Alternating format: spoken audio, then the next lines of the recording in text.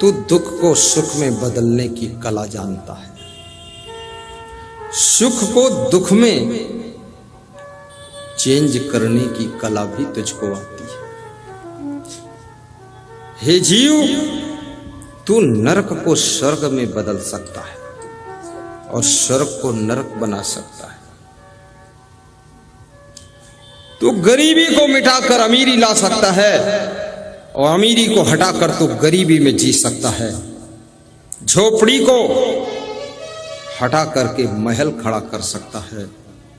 और तेरी आदत बिगड़ जाए, तेरे संस्कार बिगड़ जाए तो महल भी खंडहर हो सकता है, खंडहर हो सकता है।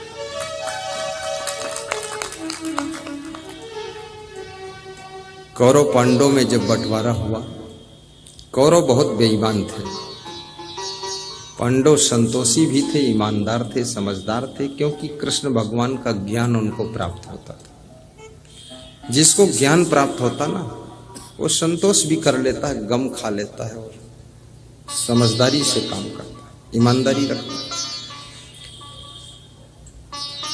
कृष्ण भगवान कौरवों को भी ज्ञान देने का प्रयास तो करते थे, लेकिन कौरव लेते ही नहीं थे। कौरवों ने ज्ञान कभी लिया ही नहीं, कृष्ण को भी गाली दिया। जो दुर्योधन जैसे लोग होते हैं, वे ज्ञान देने वालों को भी गाली दे देते हैं, ज्ञान नहीं लेते। रावण, दुर्योधन और कंस गांव गांव में बसे हुए। पांडव जैसे लोग ही सत्संग में आएंगे और दुर्योधन जैसे लोग सत्संग में नहीं आएंगे। वो अपने घर ही में बैठे बैठे कुछ बुदुर बुदुर करते रहेंगे, बोलते रहेंगे। लेकिन पांडवों को बंटवारा में तांडव वन मिला था, तांडव वन। अपने भुजाओं के परिश्रम से, बुद्धि के प्रयोग से, शुभ संस्कारों के परिणाम से, आपस की सुमत से उस तांडव वन को हस्तिनापुर से भी सुंदर महल खड़ा किया था, जिसका जब उद्घाटन किया है, दुर्योधन को बुलाया। दुर्योधन ने देखा तो दुर्योधन के छाती पर सांप लौट गए। क्या रे, दिया था तो तांडव वन, उबड़ खाबड़ जमीन, आज यहां पर तो बिल्कुल इंद्रलोक बसा हुआ है, इंद्रप्रस्थ जैसा है, हस्तिनापुर से भी सुंदर।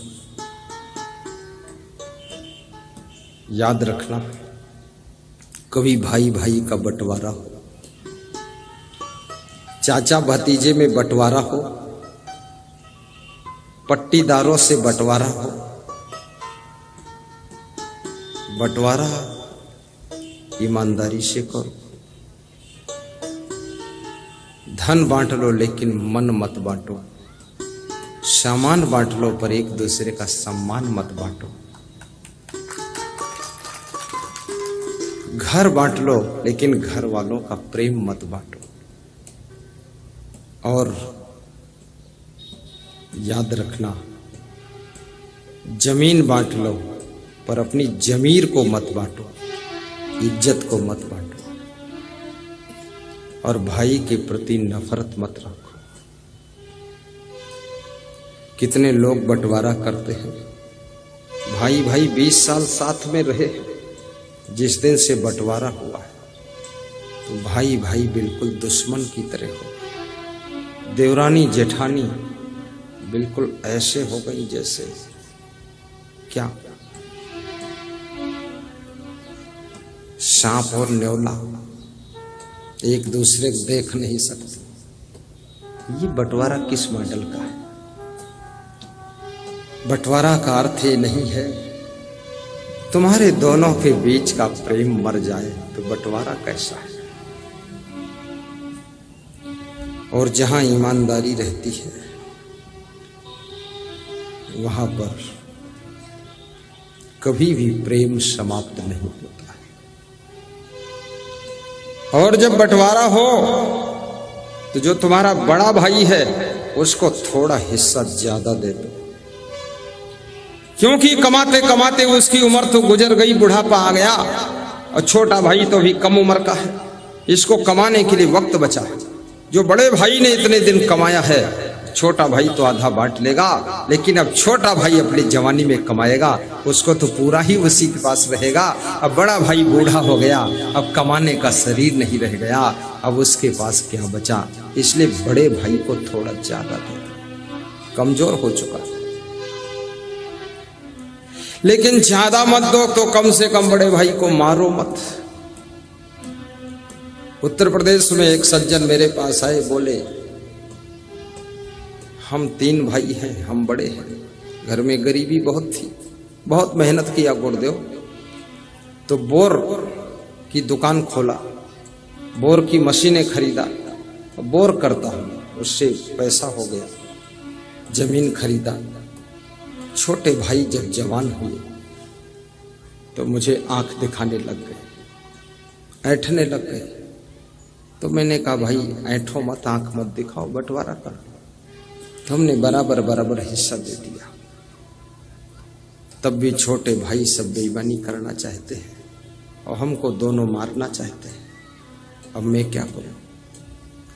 तो मैंने कहा कोई नहीं मारेगा, एक दिन उनको भी यहाँ ले आओ आश्रम पर, थोड़ा ज्ञान दे दे, समझा दे। तो लेकर आए, समझा दिया तो ठंडे हो गए, सब शांत हो। अरे प्रवचन सुनो, अपनी जेठानी का भी आदर रखो, देवरानी का भी ख्याल रखो, भाई भाई का ख्याल रखो। बंटवारा हो गया इसका अर्थ ये नहीं है कि तुम्हारा रिश्ता टूट गया है, रिश्ता तो वही रहेगा, और जो रिश्ता निभाना जानता है वही फरिश्ता को प्राप्त होता है, वही फरिश्ता को प्राप्त होता है।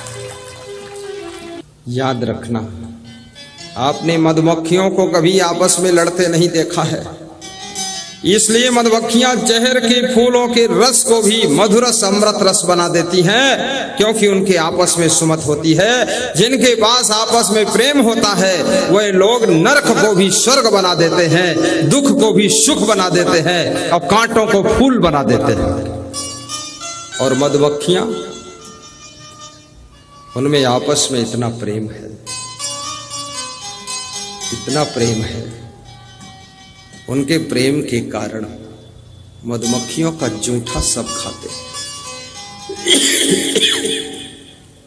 मक्खी का जूठा कोई नहीं खाता है, लेकिन मधुमक्खी का जूठा सब खाते। मधुमक्खी, मक्खी और मधुमक्खी में अंतर क्या है? मक्खी के पास विवेक नहीं, वो सब जगह बैठ जाती है, बिष्ठा पर बैठ जाएगी और फिर वहां से उड़ेगी तो खीर के ऊपर बैठ जाएगी, बेअकल। इसलिए उसका जूठा तो जूठा, मक्खी का छुआ हुआ कोई नहीं खाता है। इसलिए हलवाई लोग भी अपने दुकान में कांच लगा के रखते हैं, उसके अंदर मीठा रखते हैं कि मक्खी छू ना पाए।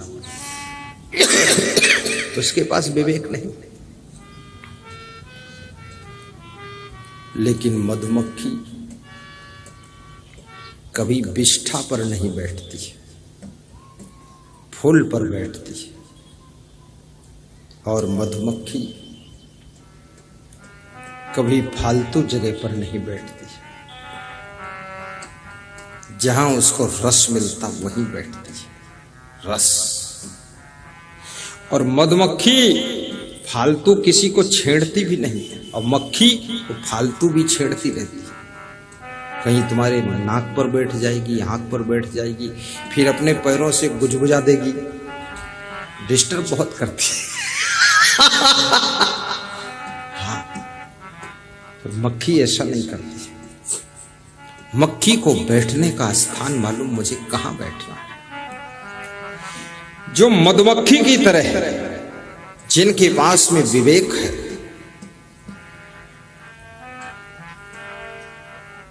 मैं किसी गांव में गया था कल, और राजा राम कुछ गांव है, राजा जान गांव है, वहां गया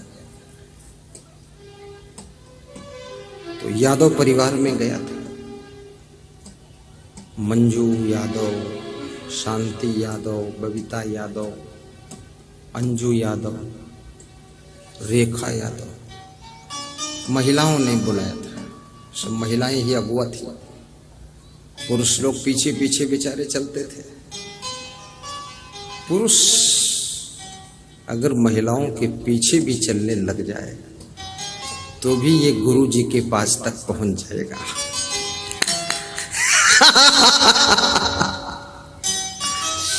तो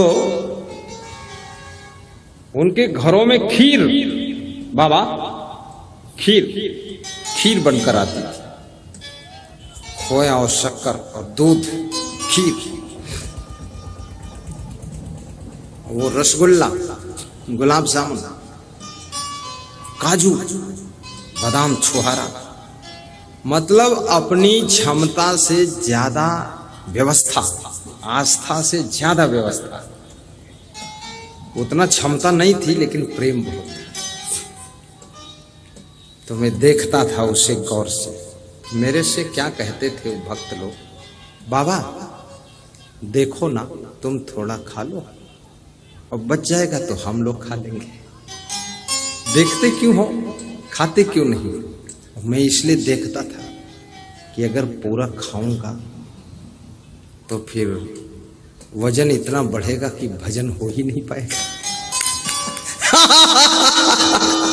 ये डर लग रहा था। तो खीर तो मैं किसी घर में खाया नहीं, दूध पी लिया थोड़ा थोड़ा। किसी घर में काजू 2-4 खा लेते थे, किसी घर में छुहारा धोकर खा लेते थे, किसी घर में 2-4 किशमिश खाया तो सब जगह, मीठा नहीं खाया। क्योंकि आयुर्वेद शास्त्र कहता है 50 साल की उम्र के बाद मीठा कम कर देना चाहिए और 60 साल के बाद लगभग बंद कर देना चाहिए और 70 साल के बाद नमक भी कम कर देना चाहिए और 70 साल के बाद मिर्चा भी कम खाना चाहिए। मिर्चा तो शुरू से ही कम खाओ, मिर्चा खाने से क्रोध बहुत बढ़ता है। जितने लोगों ने मुझसे कहा है कि क्रोध ज्यादा आता, गुस्सा ज्यादा आती, तो मैंने पूछा क्या मिर्चा खाते हो? बोले अलग से भी खाता हूं, जो सब्जी में पड़ा हो तो पड़ा ही है, 4-5 अलग से लेता हूं। मिर्चा से क्रोध बढ़ता है। तत्वों से बना शरीर है, इसलिए मिर्चा कम खाना चाहिए। नमक ज्यादा खाने से बीपी हाई हो जाता है, नमक बहुत कम खाने से बीपी लो हो जाता है और शक्कर ज्यादा खाने से डायबिटीज, शुगर, मधुमेह की बीमारी हो जाती है और शक्कर बिल्कुल न खाने से सिर में चक्कर आता है, चक्कर घूम जाएगा दिमाग का, इसलिए थोड़ा सा खा लिया। और जिसका वजन 80-90 हो गया है, अब ज्यादा सावधानी रखना है, क्योंकि भारत देश अब संपन्न देश है। बिहार भी संपन्न है, बिहार में गरीबी नहीं है। अब मन में सोचते रहो मैं गरीब हूं तो बने रहो गरीब, लेकिन गरीब नहीं हो। बिहार भी धनवान है। सब मकान अच्छे अच्छे बन रहे हैं, सड़कें भी बन रही हैं, पुल बन गए हैं। बिहार बहुत बदल चुका है। 10 साल पहले जो बिहार था वो अब नहीं है, 7 साल पहले बिहार था वो अब नहीं है। बिहार के लोग समझदार भी हो चुके हैं, बिहार के लोग काफी संस्कारवान बन चुके हैं और बिहार के लोग क्या जो हैं वो हैं और क्या है, बहुत समझदारी आ चुकी है। पहले मैं देखता था 8-10 साल पहले, 8 साल पहले आया जब, तो ये जो माताएं बहनें हैं ये मना करने से मानती नहीं थी। नहीं, आप कहो रुक जाओ, सुनती नहीं, रुकती नहीं, अंदर घुस जाती थी, ढकेल देती थी। अभी ये सुनती भी है, मानती भी है, रुकती भी है, इसलिए इनका संस्कार बहुत अच्छा हो गया है। अब मुझे तो ऐसा लगता है, बिहार जब देखता हूं तो मुझे लगता है बिहार प्रदेश में भी अब संस्कार बिल्कुल निर्मल हो चुके हैं। बिहार के लोग अब काफी ऊंचाई को छू रहे हैं, धनवान भी बन रहे हैं। लेकिन बिहार में धर्म तो पहले से भी बहुत था, भक्ति पहले से ही है, यहाँ खूब है, भक्ति में कमी नहीं, भक्ति बहुत है, इतनी ज्यादा भक्ति है। बाबा को बहुत मानते हैं, हमको भी ये सब बाबा कहते हैं। हमारे यहाँ कोई बाबा नहीं कहता है, यहाँ आकर मैं बाबा बन जाता हूँ। बाबा, और बाबा हमारे यहाँ जो बहुत बूढ़ा हो उसको बाबा कहते हैं। तो मैं सोचता हूँ चलो बिहार में आकर के आते आते बूढ़ा हो गया, इसलिए बाबा बन गया। बूढ़ा, और बूढ़ा जो उम्र में बूढ़ा हो वही बूढ़ा नहीं होता है, जिसके विचार भी पक गए हो, ज्ञान परिपक्व हो गया हो, और जो चरित्र में पक गया हो वो भी बूढ़ा ही कहा जाता है, उसे ही बाबा कहते हैं। बाबा का मतलब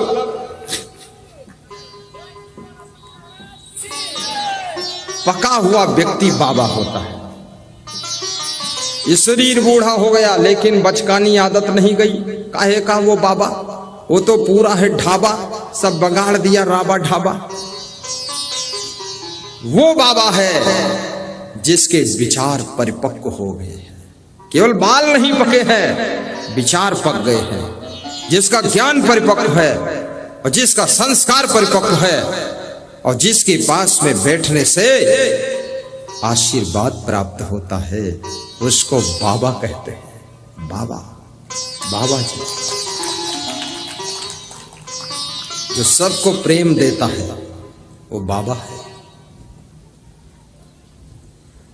केवल बूढ़े होने से तुम बाबा नहीं हो जाओगे। शरीर बूढ़ा हो गया लेकिन मन बचकानी आदतों को छोड़ नहीं रहा है तो बाबा नहीं।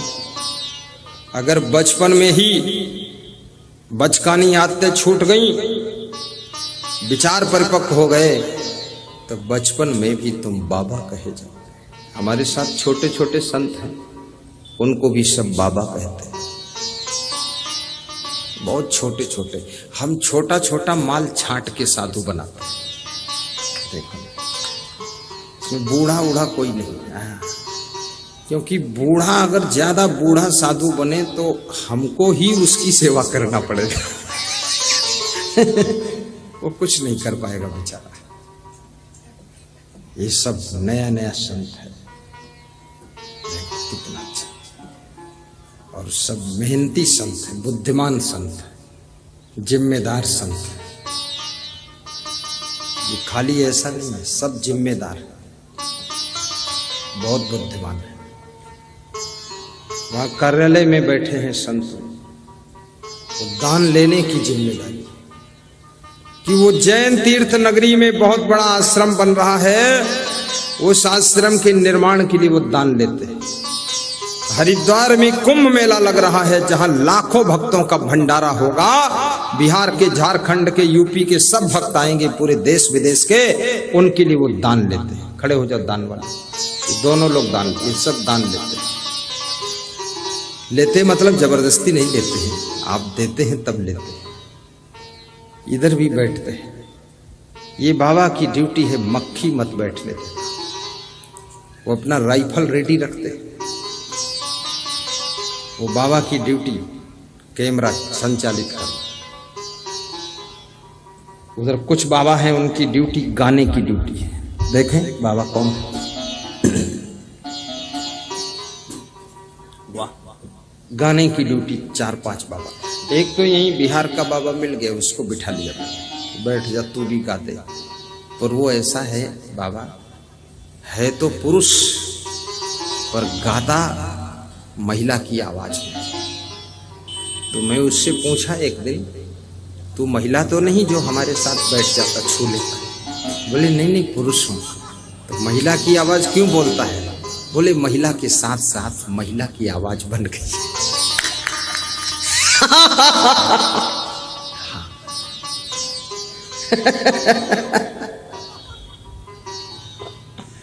साहब बंदगी साहब, सीधे बैठ जाओ। मधुमक्खी बनो, विवेक पूर्वक बैठो, विवेक पूर्वक राह में चलो, विवेक पूर्वक खाओ, विवेक पूर्वक पियो और विवेक पूर्वक सोओ। कपड़े भी विवेक पूर्वक पहनो। कपड़े क्यों पहने जाते हैं? ये जानवर कपड़े नहीं पहनते हैं, कुत्ते बिल्ली नहीं पहनते हैं, भैंस गाय नहीं पहनती है, चिड़िया कोई कपड़ा नहीं पहनती है। आदमी कपड़ा क्यों पहनता है? आदमी क्यों पहनता है? आपको पता है? मुझे पता है। आदमी इसलिए पहनता है क्योंकि आदमी है, इसलिए पहनता है। आदमी ही पहन सकता है, इसलिए आदमी पहनता है। पशु पक्षी नहीं पहन सकते, इसलिए नहीं पहनते। क्यों नहीं पहन सकते? उनको पहनने की बुद्धि नहीं है, विवेक नहीं है। हमारे आपके पास में विवेक है, इसलिए सुंदर से सुंदर कपड़ा पहना करो, गंदे कपड़ा मत पहना करो, उल्लुल जुल्लुल मत पहना करो, ठीक ठाक पहना करो और अपने शरीर को पूरा ढक जाए ऐसा पहना करो। आधा खुल्लम खुल्ला मत पहना करो, थोड़ा ढाक के पहनो। लेकिन भारत देश में अजीब अजीब लोग हैं। कुछ नागा बाबा है, वो नंग धड़ंग ही रहता है। वो बोलता जैसे भगवान के यहाँ ऐसे वैसे ही रहना हम। तो मैं उसको बोलता हूँ, भगवान के यहाँ से आए थे तो भोजन नहीं खाकर आए थे, यहाँ भोजन क्यों खाते हो? भगवान के यहाँ से गाड़ी लेकर नहीं आए थे, गाड़ी में क्यों बैठते हो? भगवान के यहाँ से खीर पूड़ी कचौड़ी लेकर नहीं आए थे खाकर, तो यहाँ क्यों खाते हो? अरे बोले तुमसे हम बात नहीं कर सकते। तो हमने कहा कपड़ा पहन लो, फालतू नंग धड़ंग घूम रहे। साधु को भी कपड़ा ठीक से पहनना चाहिए। आज मैं श्री संजय शर्मा के छत के ऊपर गया परिक्रमा के लिए। मैं रोज 3-4 किलोमीटर पैदल चलता हूं। तो पर तीसरी मंजिल पर उनका रेडीमेड कपड़े तैयार करने की फैक्ट्री है। अभी 1 महीने से स्टार्ट किया। तो वहां कोई नहीं था फैक्ट्री में, खुला था। तो मैं पूरी फैक्ट्री में घुस गया, देख लिया, लेकिन चुराया कुछ नहीं। चुराया नहीं, चुराना नहीं चाहिए, देखना है, देख लिया। मैं खुश हो गया।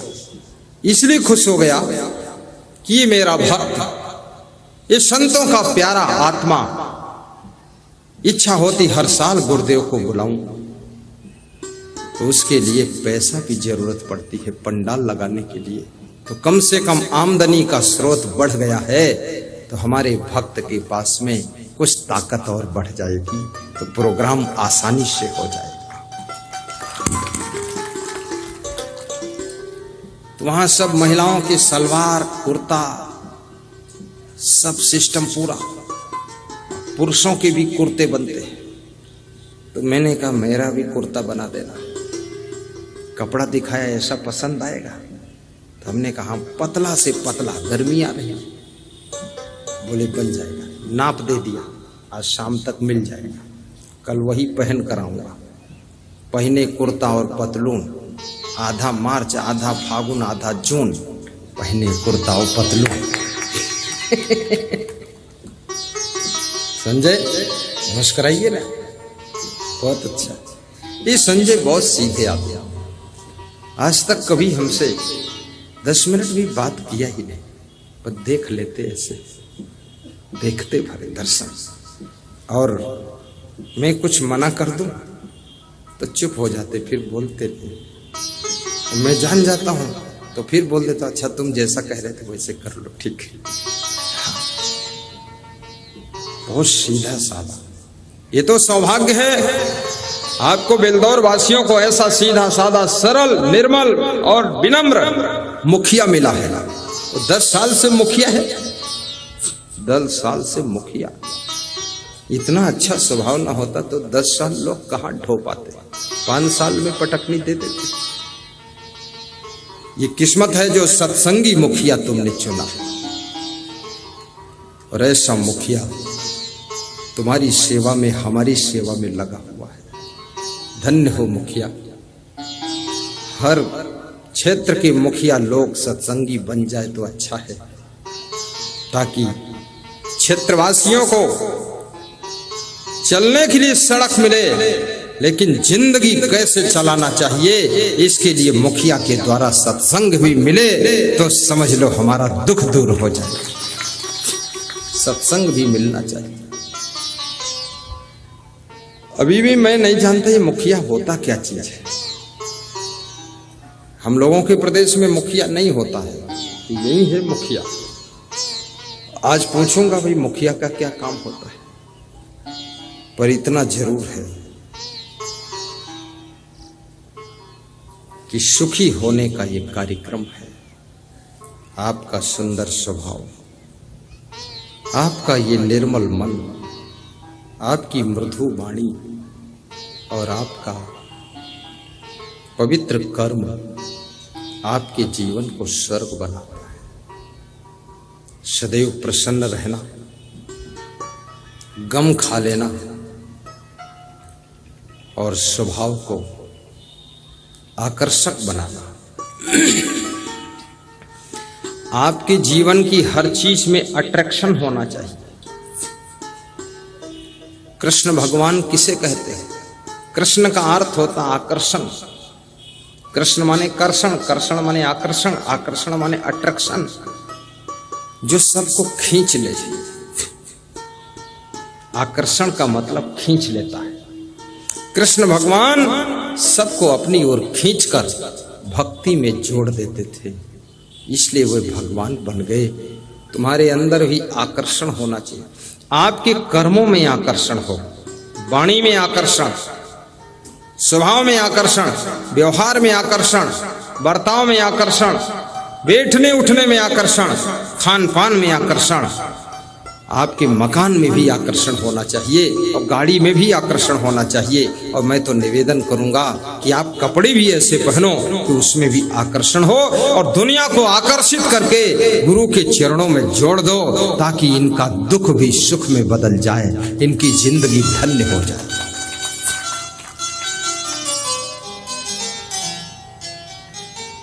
हंसमुख स्वभाव बनाना। दुकानदार को खुशमिजाज होना चाहिए। दुकानदार का स्वभाव हंसमुख होना चाहिए, प्रसन्न चित्त होना चाहिए। राजनेता को भी प्रसन्न बदन रहना चाहिए, क्योंकि प्रसन्न स्वभाव, हंसमुख स्वभाव सबको मंत्र मुग्ध कर देता है। और हंसमुख बनने में कोई पैसे थोड़े खर्च होते, ये तो फ्री में बन सकते आप। थोड़ा सा ओंठ खोलो और दांत निकालो, हंसमुख हो गए, और क्या करना। बहुत सस्ता है हंसमुख। पत्नी को भी हंसमुख रहना चाहिए। कितनी पत्नियां ऐसा मुख बनाती है, बिल्कुल मंदोदरी का मुख है, सुपर्णखा का मुख। पति देखता है तो पति को हो जाता है दुख, ऐसा भयंकर मुख। कभी हंसती नहीं, मुस्कुराती नहीं। शादी करके पति भी फंस गया, क्या करूं। अब ट्रांसफर भी जल्दी होगा नहीं, चेंज होगी नहीं, अजर अमर अविनाशी है। अपने पति को देखकर थोड़ा मुस्कुरा दिया करो, इससे पति की थकान मिट जाती है। दूसरे के पति को देखकर मुस्कुराने की जरूरत नहीं है। अपने पति और अपनी पत्नी को देखकर थोड़ा सा प्रसन्न हो जाया, ताकि उसको लगे कि मेरा पति मुझसे खुश है। कितने पति लोग तो रावण और दुर्योधन जैसा मुख बनाते हैं। पत्नी की ओर देख लेते हैं तो पत्नी के होश उड़ जाते हैं कि जिंदा हूं यही बहुत है, ना जाने किस दिन गला दबा के मार डालेगा। कितने पतियों ने अपनी पत्नी को गला दबाकर मार भी डाला है। नहीं मारना। और पत्नियों से भी मैं कहूंगा, गम खाकर रह रहे, ज्यादा लड़ाई झगड़ा मत करो। ये जीवन निपटा लो, अगले जन्म में फिर तुमको यही पति मिलेगा, यही मिलेगा। मैं ऐसा आशीर्वाद दूंगा, ये सुधर कर मिलेगा, अब बिगड़ा नहीं रहेगा, अब सुधर जाएगा। इसको निभा लो। एक स्त्री कह रही थी कि 7 फेरा घूमी हूं पति के, तो 7 जन्म तो पक्के हो गए। तो उसका पति बोला अब 8वां मत घूम देना, नहीं 8 जन्म लटक जाएगा। 7 फेरा, ये 7 फेरा का मतलब फालतू नहीं है। ये प्रेम का बंधन मजबूत। भाई से भी बात करो कभी कभी, प्रसन्न बदन ही बात करो। बूढ़े माता पिता से जब बोलो, 2 मिनट का समय निकाल कर हंसकर बोल दिया करो। तुम्हारे हंसने से बूढ़े माता पिता के मन में क्या होता है कि मेरा बेटा मेरी बहू बहुत सुखी है, इसलिए हंस रहे हैं, खुश हो रहे हैं, और उनको खुश रखो। माता पिता, सास ससुर अपने बेटे बहू को सुखी देख करके सुखी होते हैं, खुश देख करके खुश होते हैं, आनंद में देख करके आनंदित होते हैं, और बेटे बहू को दुखी देख करके उनके मन में दुख हो जाता है। इसलिए अपने माता पिता सास ससुर के सामने कभी भी दुखी होकर मत जाइए, गुस्सा में मत जाइए, क्रोध में मत जाइए। हंसते हंसते, मुस्कुराते मुस्कुराते ऐसे गदगद होकर जाइए जैसे गुलाब का फूल खिला है, ऐसे खिला हुआ तुम्हारा मुखमंडल होना चाहिए, ताकि बूढ़े सास ससुर को भी खुशी हो जाए कि मेरे बेटे बहू बहुत सुखी है। अपने गुरु के पास भी खुश होकर जाओ। गुरु के पास ऐसा मुंह बनाकर मत बैठो रीछ भालू जैसा। कितने शिष्य ऐसे होते हैं ना, पूरा भैंस जैसा मुंह बना के बैठे। उनसे पूछो क्या हुआ, बोले भैंसा हो गए, और क्या हुआ। ऐसा मुंह फुला के बना के गुरु को भी चिंता में डाल दिया कि इसको क्या हो गया चेला को।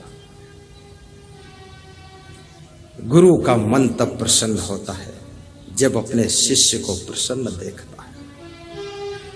शिष्य को दुखी देख करके गुरु का मन भी द्रवित हो जाता है कि हमारे शिष्य क्यों दुखी।